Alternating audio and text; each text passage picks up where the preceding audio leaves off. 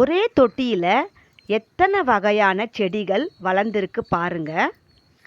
ஒரு அகலமான பிளாஸ்டிக் தொட்டியில் நான் லில்லி கிழங்குகள் செடிகள் வச்சுருக்கேன். அதுக்குள்ள பால்சம் விதை தானாகவே விழுந்து ஒரு பால்சம் செடி வளர்ந்துருந்துச்சுங்க. சரி பரவாயில்ல இருக்கட்டும் பால்சம் செடின்னு சொல்லிட்டு நான் விட்டுட்டேன். இப்போ தொடர்ந்து ஒரு 10 நாளாக ஈவினிங் டைமில் மழை பெஞ்சதுனால ஏகப்பட்ட செடிகள் அதில் வளர்ந்துருந்துச்சு.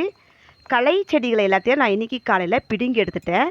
அதில் என்னென்ன செடி இருக்குதுன்னு பார்க்கலாம் வாங்க. களை செடின்னு பிடுங்கி எடுத்த எல்லாமே நமக்கு யூஸ்ஃபுல்லான செடி தாங்க. பசலைக்கீரை, இந்த பசலைக்கீரை விதைகள் பரவி ஆங்காங்கே நிறைய செடிகள். அதே மாதிரி முடக்கத்தான், இதுவும் எக்கச்சக்கமாக வளர்ந்துருந்துச்சுங்க. கூடவே கொஞ்சம் புளியாரை கீரை அப்படின்னு சொல்லுவோம். கிராமப்புறங்களில் இது அதிகமாக சமையல் பண்ணி சாப்பிடுவாங்க. இது களை செடியாக எல்லா தொட்டிகளையும் நிறைய வளர்ந்துருக்கு. எல்லாத்தையுமே இன்றைக்கி நான் பிடுங்கி எடுத்தாச்சு. இது எல்லாமே சமையலுக்கு தான் யூஸ் பண்ண போகிறேன். இது இன்னொரு தொட்டி. இதிலே பாருங்கள் நான் பசலைக்கீரை வச்சுருந்தேன். இதுலேயும் பாருங்கள் நிறைய கிளை செடிகள், பட்ரோஜா பூச்செடியும் வளர்ந்துருக்கு. கீரை செடிகளும் கொஞ்சம் வளர்ந்துருந்துச்சுங்க. தேவையானதை வச்சுட்டு மீதியெல்லாம் எடுத்துடலாம். இந்த வீடியோ பிடிச்சா லைக் பண்ணிக்கோங்க. தேங்க்யூ.